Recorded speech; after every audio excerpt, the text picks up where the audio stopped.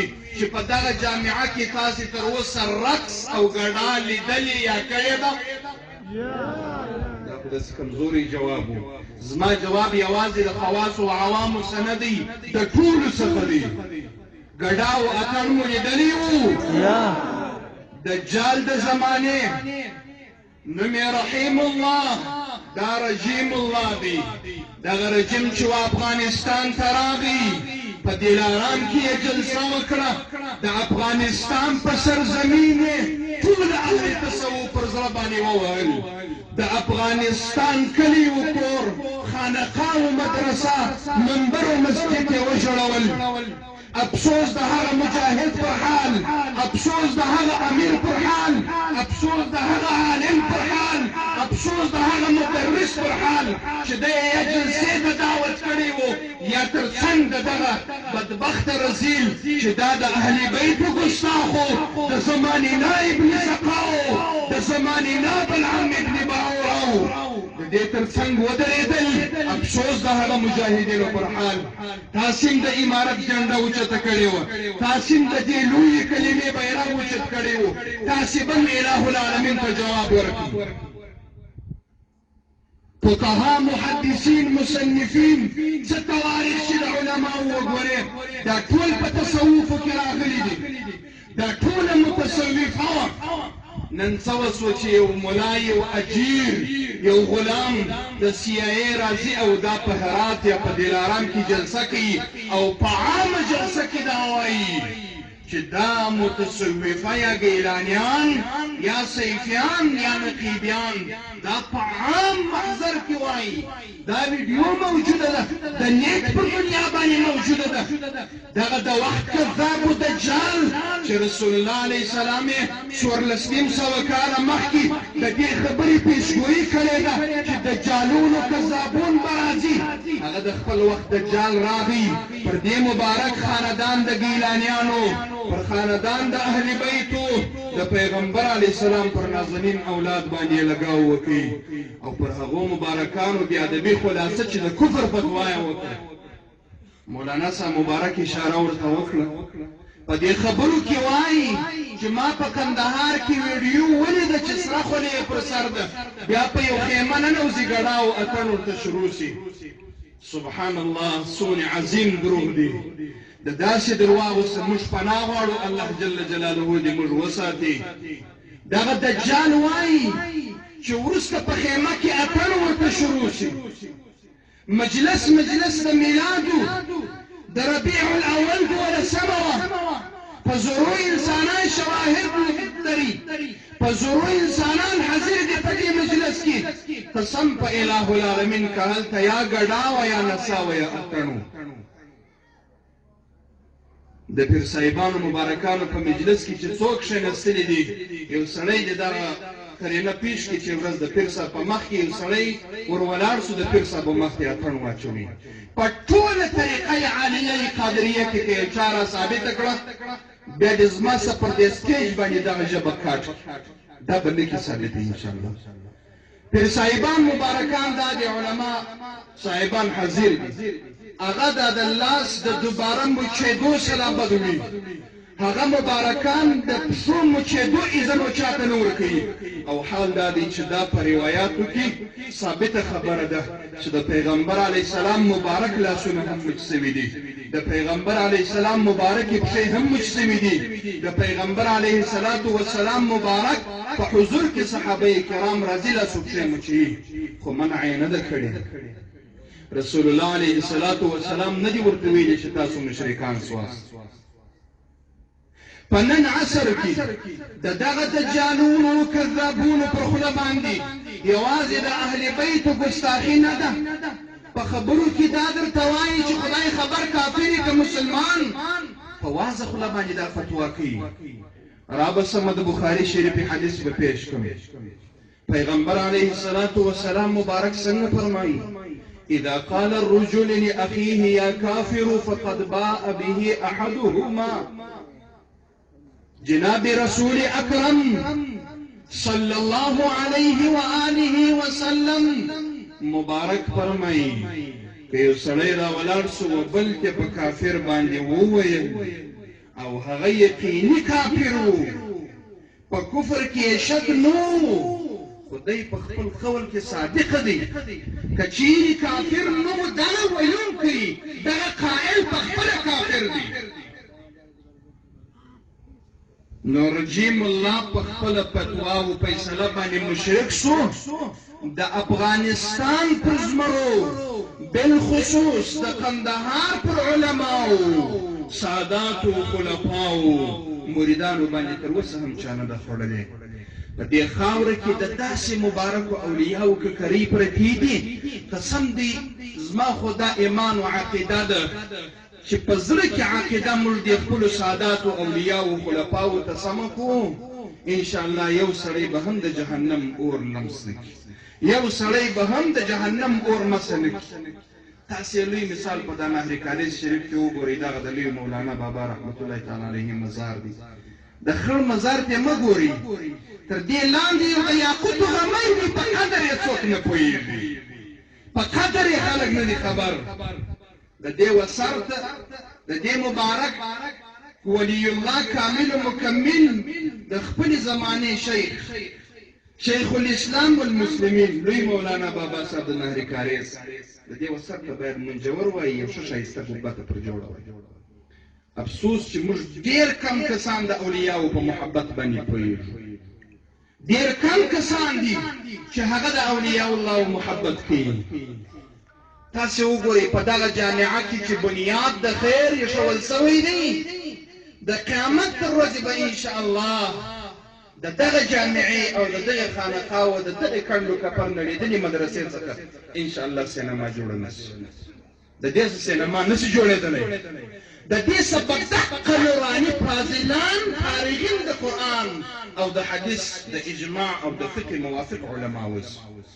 چې د ادله اربعه دا به هر عالم په ځان کې راوستلي وي هر فاضل به په ځان کې راوستلي وي د پیغمبر صلی الله علیه و آله وسلم مبارک پر اولاد مبارک باندې د هغه پر خاندان باندې د هغه مبارک پر المسیانو باندې نن د هر طرف سواری شروع دي مولانا صاحب د خمس الخمس خبره وکړه چې د وخت حکومت باید وسادات کرامو ته خمس الخمس ورکړي بدبختانه چې په افغانستان کې په یو ولایت په یو ولسوالي کې پر سادات کرامو لګاو کېږي او په واضح خوله د هغو مبارکانو نومان یادېږي نه په دې جلسه کې په عالم کې غیرت و نه په مجاهد کې غیرت و نه د دې جلسې په باني کې غیرت و حاضر نه وم پر هغه ځای پر بدن خو یې روغ ځای قسم په اله العالمین که راسوړی وای بیا که امارت و رعیت هر څه زما سره کولی چې دی به پر ټول اهل تصوف پر ټولو اولیاء الله خصوصا پر اهل بیت کرامو باندې به لګاو کاوه او دی به بیا روغه لنګوټه زما سوتي ارمان چې دا کندهار ته راغلی وای او په یو کندهار کې په یو جلسه کې زه ودی سره مقصر وای یا په خدای مې دې قسم ګوري باټې نه دي نه تی ته باټې درکوم نه مجاهدینو ته باټې ورکوم نه د باټو ملا یم لړمونو زړه و کلمې و سږي و دا خو به د بالې پراته وای لکه د پسه ده بیا چې وروسته زما سره معامله کېدی دا څنګه غیرت دی دا څنګه ایمان دی دا څنګه وجدان دی دا څنګه ضمیر دی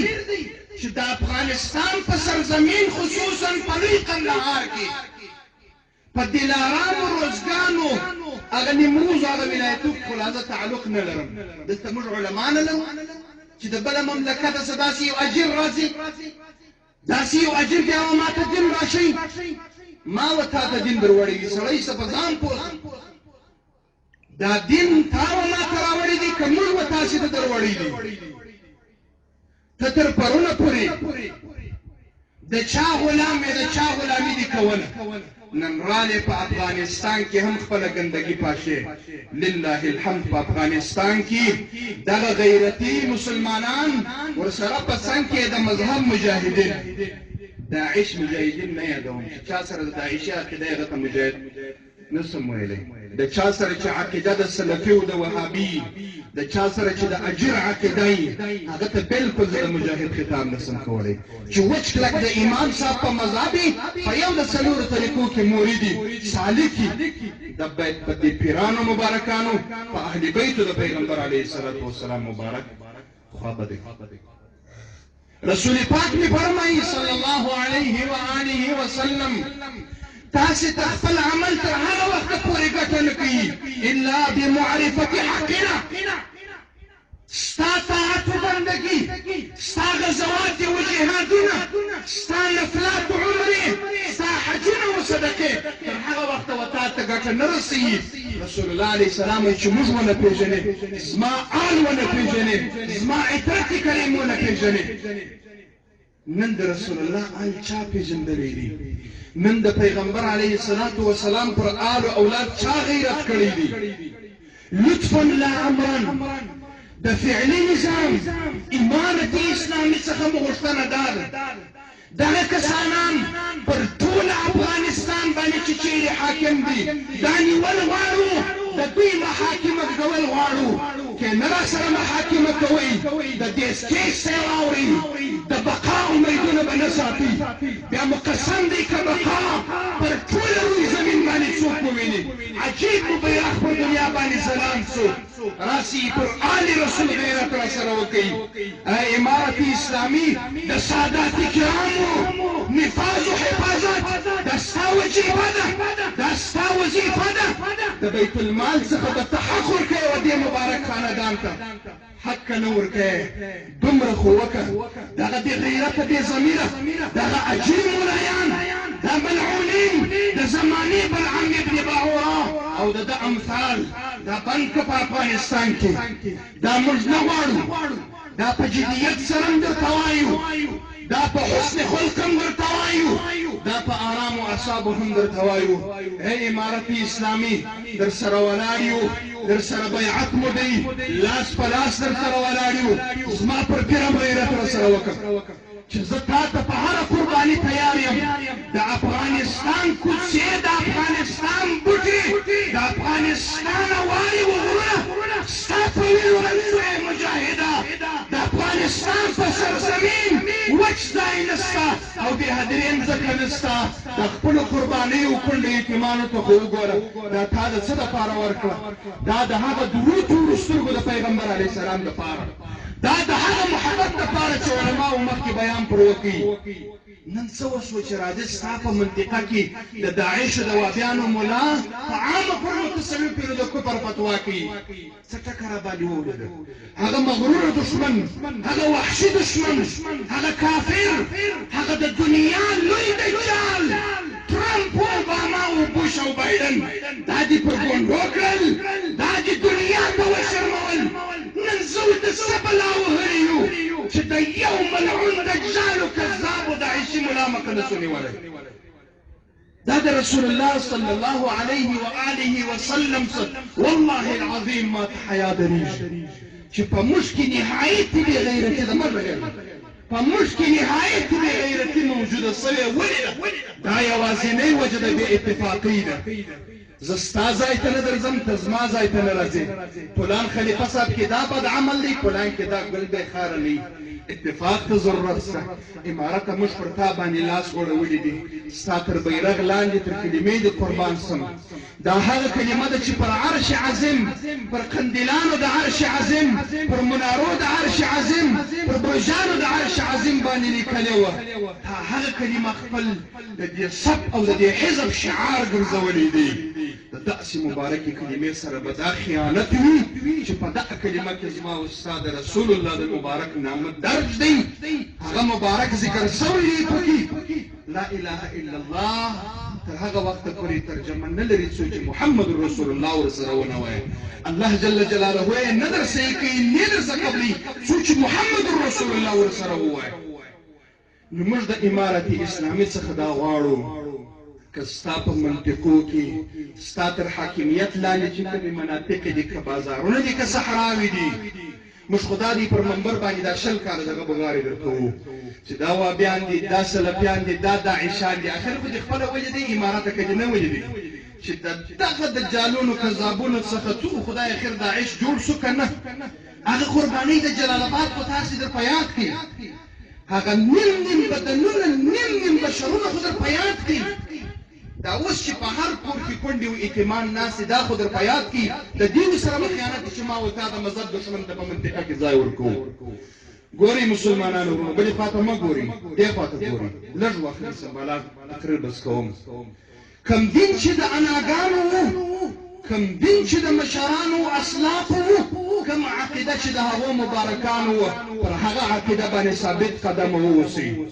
د دې عقیدې څخه که چپه عقیده ملا په دې منطقه کې د ژړۍ ښکاره کړه